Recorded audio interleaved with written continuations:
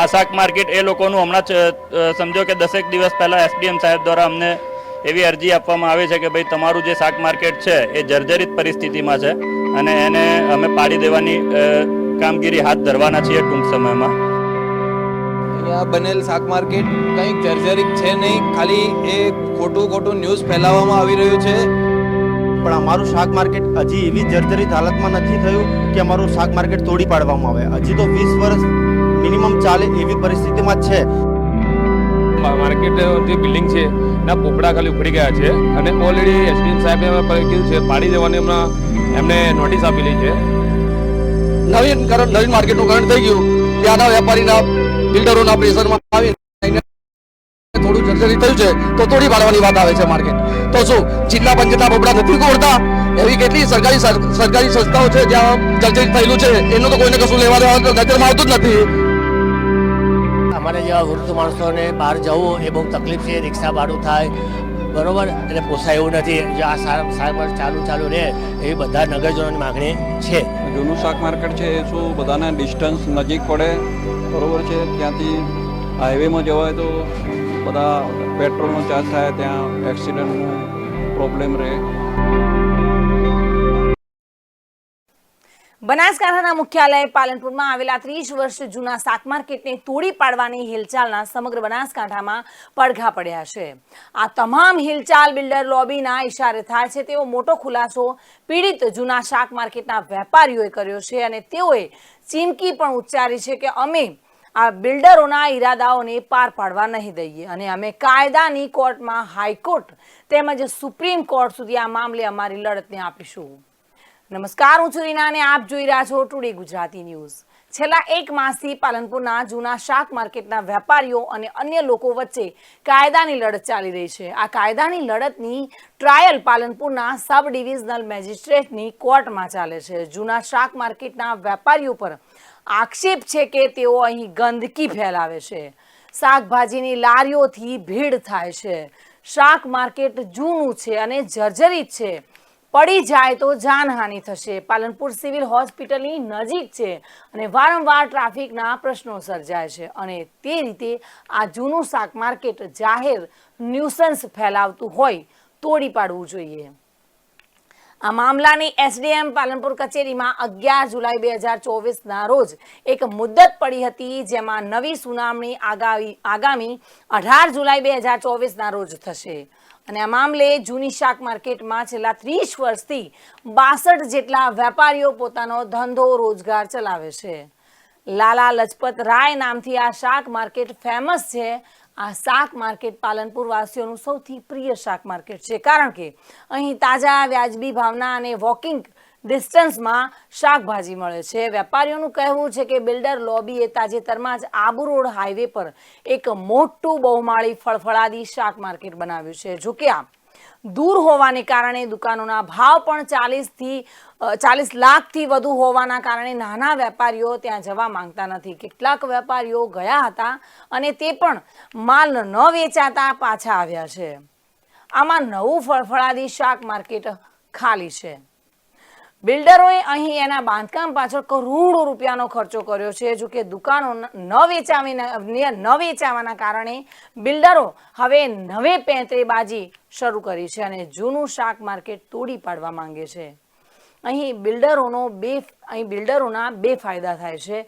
પ્રથમ ફાયદો એ છે કે આ શાક માર્કેટ તૂટી જાય તો અહીં નવું નગરપાલિકાના આશીર્વાદથી શોપિંગ સેન્ટર બને અને તે નવું આકાર પામે અને તેમાંથી મલાઈદાર કમિશન મળી રહે. ત્યારે બીજો મોટો ફાયદો એ છે કે આબુ રોડ સ્થિત હાઈવે જે શાક માર્કેટ બનાવવામાં આવ્યું છે તે દુકાનો ખાલીખમ પડી છે અને જો જૂનું શાક માર્કેટ બંધ થાય તો વેપારીઓએ મજબૂરીમાં લાખોની કિંમતની દુકાનો ખરીદવી પડે અને માટે જ બિલ્ડર લોબી કાયદા તેમજ એન કેન પ્રકારે આ શાક માર્કેટને તોડી પાડવા માટે હથકંડા અપનાવી રહી છે. અને આ પીડિત વેપારીઓ કહી રહ્યા છે કે અમે ઝૂકીશું નહીં અને અમારી લડાઈ હાઈકોર્ટ સુધી લઈશું. તો પીડિતો શું કહી રહ્યા છે આવો જાણીશું. છેલ્લા કેટલાક સમયથી સમજો ને કે લગભગ 10 મહિના અગાઉ પાલનપુરના કેટલાક બિલ્ડરો દ્વારા પ્રાઇવેટ શાક માર્કેટ પાલનપુર શહેરથી દૂર બનાવવામાં આવ્યું છે, જેના અનુસંધાને એ લોકોએ આટલા દસેક મહિનાના સમયગાળા દરમિયાન અમને અહીંથી ત્યાં આગળ ખસેડવા માટે એ લોકોએ કેટલી જાતના અથાગ પ્રયત્નો કરી ચૂક્યા છે. પરંતુ અહીંયા રિટેલ શાક માર્કેટ અમે સાથે લઈને ચાલીએ છીએ. દરેક વેપારી અહીંયા જે વેપાર કરે છે એ બધાની એવી સક્ષમતા નથી કે ત્યાં આગળ લઈ અને 40, 45, 50 લાખ રૂપિયાની દુકાનો ખર્ચી શકે. આ શાક માર્કેટ એ લોકોનું હમણાં જ સમજો કે 10 દિવસ પહેલાં SDM સાહેબ દ્વારા અમને એવી અરજી આપવામાં આવી છે કે ભાઈ તમારું જે શાક માર્કેટ છે એ જર્જરિત પરિસ્થિતિમાં છે અને એને અમે પાડી દેવાની કામગીરી હાથ ધરવાના છીએ ટૂંક સમયમાં. હવે આપ અત્યારે જોઈ શકો છો કે આ જે માર્કેટ છે એ નગરપાલિકા સંચાલિત છે અને આ એટલું જર્જરિત નથી કે જે પડી જાય કે તૂટી જાય ને એનાથી કોઈની જાનહાનિને નુકસાન થાય. ક્યાંક પોપડા ઉખડી ગયેલા છે, જે અમે અહીંયાના જેટલા પણ વેપારીઓ વેપાર કરીએ છીએ એ બધા પોતપોતાના ખર્ચે એને રિપેર કરાવવા માટે તૈયાર છીએ. અમે નગરપાલિકાને એવું લેખિતમાં આપવા તૈયાર પણ છીએ કે અમે આને રિપેરિંગ અમારા સ્વખર્ચે રિપેર કરાવી અને એને નવું રંગ રોગન કરાવી અને એની ઓરિજિનલ પરિસ્થિતિમાં લાવી શકશું. અમારી જૂની શાક માર્કેટ કેટલાક વર્ષોથી ચાલી રહી છે, તેને પાડી દેવાનું સાહેબે ઓર્ડર કરેલ છે. આજથી અહીંયા બનેલ શાક માર્કેટ કંઈક જર્જરિત છે નહીં, ખાલી એ ખોટું ન્યૂઝ ફેલાવવામાં આવી રહ્યું છે અને જેથી અમને તકલીફો થઈ રહી છે. અમે ત્યાં સક્ષમ નથી ત્યાં જવા માટે. નવી શાક માર્કેટના 40-45 લાખના ખર્ચે અમે કઈ દુકાન લઈ શકીએ એવું છે નહીં. અને બીજું ત્યાં હાઈવે ઉપર જવા માટે પબ્લિકને બહુ ભયરૂપ બને છે. છેલ્લા હાલ 4-5 મહિના પહેલાં બ્રિજ પડેલ હતું અને હાલ બીજી વાર પણ બ્રિજનો જે સ્લેબ છે એ બીજી વાર પડ્યો છે, તો ત્યાં પબ્લિક જવા માટે બહુ ભયરૂપ માને છે. અને અહીંથી બહેનો તથા જે ગ્રાહકો આવે છે એમને અહીંયા સસ્તા ભાવે શાકભાજી મળે છે અને બીજું વ્યાજબી ભાવે અને ક્વોલિટી પણ મળે છે.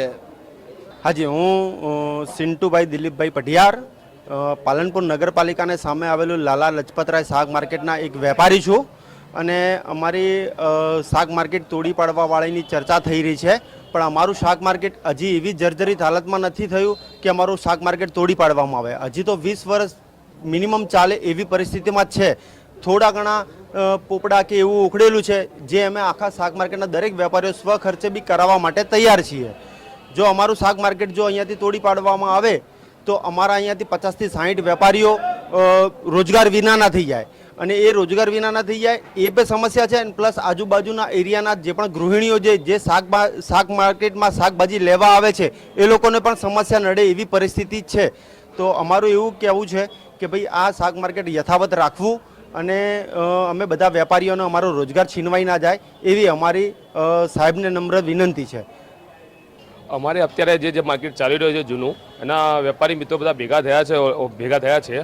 જે માર્કેટ જે જૂનું ચાલી રહ્યું છે એના જે માર્કેટ જે બિલ્ડિંગ છે એના પોપડા ખાલી ઉખડી ગયા છે અને ઓલરેડી SDM સાહેબે કીધું છે પાડી દેવાની હમણાં એમને નોટિસ આપેલી છે.